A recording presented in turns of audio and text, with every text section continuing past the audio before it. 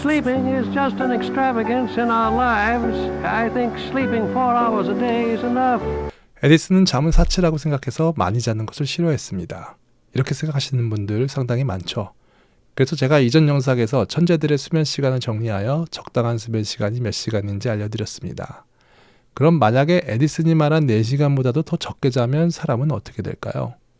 한 발 더 나아가서 아예 며칠간 잠을 계속 사람이 못 자게 되면 어떻게 될까요?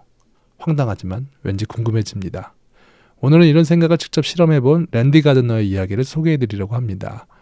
미국 캘리포니아에서 살던 17살 랜디 가드너는 1964년 특이한 실험을 생각해냅니다. 과연 사람은 몇 시간까지 잠을 안 잘 수 있을까? 단순하게 친구들과 과학박람회에서 발표할 주제로 시작한 이 질문은 수면에 대한 놀라운 기록을 만들었습니다. 랜디 가드너는 스스로 실험실의 주인공이 되어 잠을 안 자기로 결심하고 도와줄 사람을 찾았습니다. 그리고 이 실험에 관심을 갖게 된 스탠포드의 수면연구원 윌리엄 디먼스가 기록을 맡으면서 실험은 실제로 진행되었습니다. 실험이 진행될 동안 랜디 가드너는 약이나 카페인은 전혀 섭취하지 않았습니다. 오로지 정신력으로만 버티면서 몸이 바뀌는 과정을 기록하였습니다. 다음은 날짜별 실험 일지입니다. 실험 1차. 가드너는 처음에는 단순하게 생각하면서 침대에서 멀리 떨어진 채 서 있으면서 잠을 자지 않으려고 했다. 그의 컨디션은 아주 좋으며 실험을 잘 해낼 수 있다고 장담하고 있다. 실험 2일차. 가드너가 앞이 잘 안 보이는 것 같다고 한다. 눈에 초점이 잘 안 맞으며 물체를 식별하는 것이 어렵다고 했다. 눈이 피로해서 이제 TV를 보지 않겠다고도 했다. 실험 3일차. 가드너가 점점 예민해져 간다. 작은 일에도 신경질적으로 대답을 하며 별일 아닌 일에도 화를 내기 시작했다. 우울하다는 말을 자주 하는데 발음이 부정확하다. 실험 4일차. 가드너가 이상하다. 자신이 유명한 미식 축구 선수라고 말하고 우리가 아니라고 하면 크게 화를 냈다. 길거리를 걷다 표지판을 마주치면 인사를 하면서 친구와 대화하듯 혼잣말을 했다. 실험 5일차. 이젠 정신분열 증상이 보이기 시작한다. 자신의 방을 숲이라고 생각하고 있으며 심지어 방에서 방향 감각을 잃고 길을 잃어버렸다. 숲속에서 누군가가 나를 잡으려고 쫓아오고 있다고 생각하면서 공포에 빠져 있다. 실험 6, 7일차. 가드너의 기억력이 현저하게 저하되었다.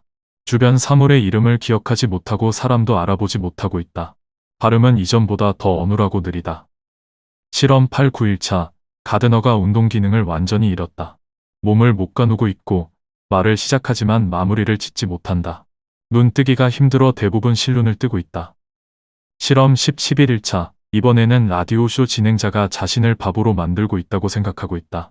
그런데 의외로 우리와 보드게임을 하면 이기는 모습을 보이면서 멀쩡한 모습을 보이기도 한다. 하지만 표정이 없어졌고 자신의 뇌가 사포로 긁히는 고통이 있다고 호소한다. 더 이상은 건강이 위험하다고 판단하여 실험을 바로 중단했다. 다행히 랜디 가드너는 실험이 끝난 뒤 14시간을 잤으며 이후에는 다시 건강하게 학교 생활을 시작하였습니다. 만성적인 불면증을 겪기는 했지만 건강에는 큰 이상이 없었습니다. 가드너가 잠을 깨고 난 후 물어보았습니다. 지난 11일 동안 도대체 잠을 안 자고 어떻게 버텼나요? 11일 동안이라니 무슨 말씀이신가요? 전 잘 모르겠습니다. 전혀 기억이 나지 않아요.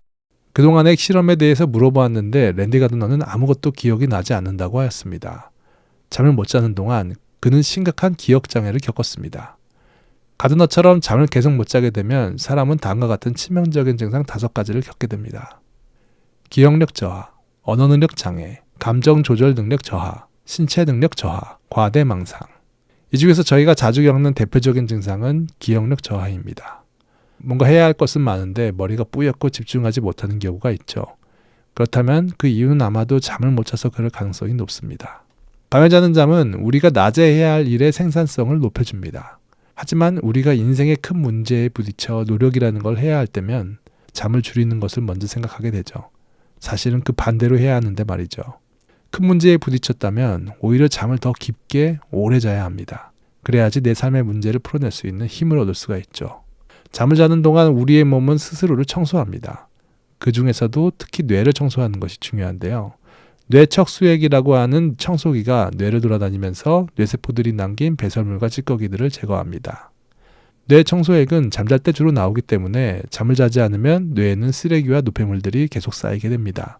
그러니 잠을 안 잔다는 것은 밥은 먹었는데 화장실을 안 가는 것과 같은 것입니다. 그런 몸과 머리로 무슨 일을 할 수 있을까요? 우리는 낮에 해야 할 일을 얼마나 더 잘해야 할지는 항상 고민하지만 밤에 어떻게 해야 더 깊은 잠을 자서 에너지를 만들지는 고민하지 않습니다. 반쪽짜리 생각만 하면서 사는 것이죠. 이제부터라도 잠에 대해서 다시 생각해 보아야 합니다.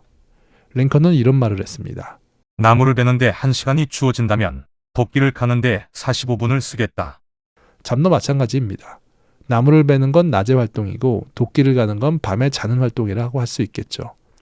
우리의 낮이 예리해지고 선명해지려면 밤에 자는 것을 소홀히 여겨서는 안 됩니다. 잠은 낮의 시간을 빼앗는 것이 아니라 오히려 낮의 시간을 더 아껴줍니다. 충분히 밤에 자야 낮에 피곤해서 멍하게 아무것도 안 하는 시간을 줄일 수 있습니다. 이렇게 중요한 잠이지만 요즘은 불면증을 겪고 계신 분들이 넘쳐납니다. 저 역시도 잠으로 오랫동안 고생을 했는데요. 그동안 고생하면서 알게 된 불면증 극복하는 방법을 책으로 엮었습니다. 혹시나 잠자는 것이 힘든 분이 있다면 한번 읽어보시는 것도 좋을 것 같네요. 지금 영상으로 보시는 분들은 무료로 보실 수 있게 댓글 상단에 다운 링크 걸어두도록 하겠습니다.